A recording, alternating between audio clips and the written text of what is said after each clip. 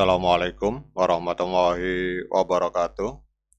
Teman-teman, selamat datang kembali di Dollar Hunter. Jadi di sini kita akan update informasi mengenai perkembangan dan peristiwa terkini yang terjadi di seputar dunia cryptocurrency, teman-teman. Namun seperti biasa, sebelum kita berbicara tentang dunia kripto, mari hari ini kita berdoa bersama-sama memohon kepada Allah agar kita semua senantiasa diberikan nikmat berupa kesehatan dan juga diberikan keberkahan dalam setiap rezeki yang kita terima pada hari ini, teman-teman. Oke, teman-teman, hari ini kita akan jalan-jalan ke sebuah media online yang bernama AMB Crypto, teman-teman. Ini ada sebuah judul yang sangat luar biasa. Jadi XRP versus Ethereum. Apakah Ethereum ini akan kehilangan statusnya sebagai altcoin teratas pada next bull cycle, teman-teman. Jadi pada siklus bull ke depan, ini apakah kedudukan atau posisi Ethereum ini akan digeser oleh XRP, teman-teman. Jadi kalau kita akan langsung lihat di dalam tulisan dan laporan yang ada di media ini, bahwa dalam sebuah kejutan yang mengejutkan market atau mengejutkan pasar, Ripple XRP secara resmi melampaui Ethereum dalam hal kapitalisasi pasar penuh yang terdilusi, teman-teman, atau kapitalisasi market dilusi secara penuh atau FDMC, Full Dilute Market Capitalization, teman-teman. Jadi sementara kita lihat di sini bahwa Ethereum, sementara momentum Ethereum melemah dalam siklus bull saat ini, XRP justru menunjukkan pertumbuhan yang stabil selama 6 bulan terakhir, secara diam-diam menutup celah dan melampaui Ethereum dalam indikator kunci ini, teman-teman.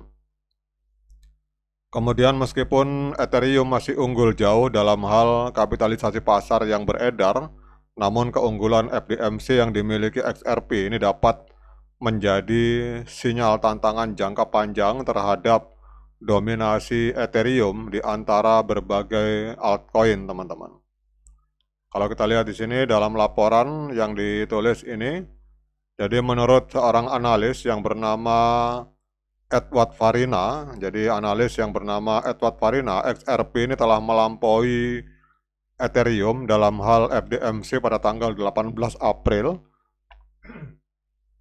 dengan total kapitalisasi pasar mencapai 208,4 miliar US dollar, sekitar 15,9 miliar lebih tinggi dibandingkan FDMC Ethereum yang ada di kisaran 192,5 miliar US dollar, teman-teman.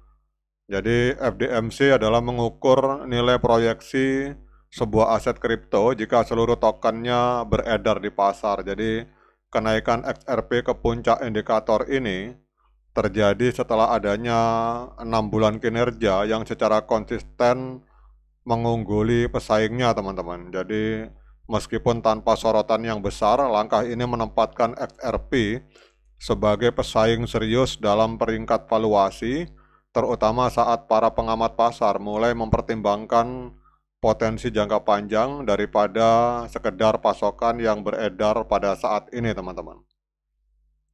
Kemudian meskipun FDMC XRP melampaui Ethereum, namun kapitalisasi pasar beredarnya masih jauh lebih rendah. Kesenjangan ini terutama disebabkan oleh struktur token XRP, teman-teman. Kita tahu bahwa untuk XRP sendiri, ini sebagian besar token masih terkunci dalam escrow dan belum menjadi bagian dari supply yang beredar, meskipun tetap dihitung dalam perhitungan FDMC, teman-teman. Nah, sekarang kita akan lihat, teman-teman, untuk Ethereum. Ini kita lihat di sini untuk FDMC ini teman-teman. Jadi FDV-nya hari ini kita lihat untuk Ethereum ini ada di angka 215 US dollar. Untuk yang real time pada hari ini, kita lihat Ethereum diperdagangkan di angka 1785 US dollar.